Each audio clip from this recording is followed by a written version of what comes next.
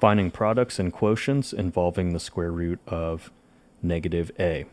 So we have the square root of negative 21 times the square root of negative 21. Let's go ahead and break this down, similar to the examples we just saw.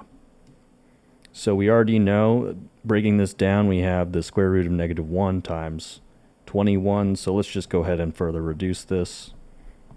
I and 21 times, and then I, and then the square root of 21. We can say I times I, which would be I squared. And then we also have square root 21 times square root of 21. So in that case, we can go ahead and do square root of 21 squared.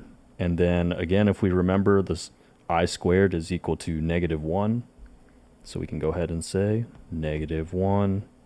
And then these will go ahead and cancel out because it's the square root, and then that's raised to the second power. So we have negative 1 times 21, which is just equal to negative 21. Okay. So for our second example, let's go ahead and reduce it.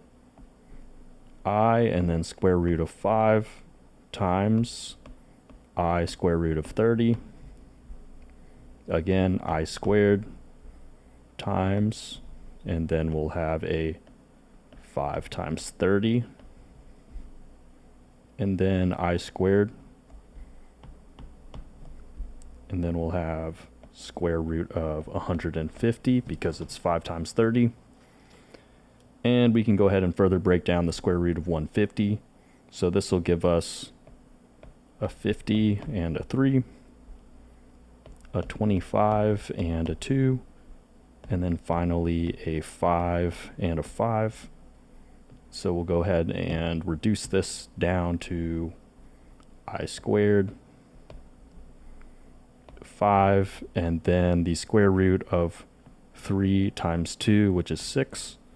So this will be negative 5, and then square root of 6.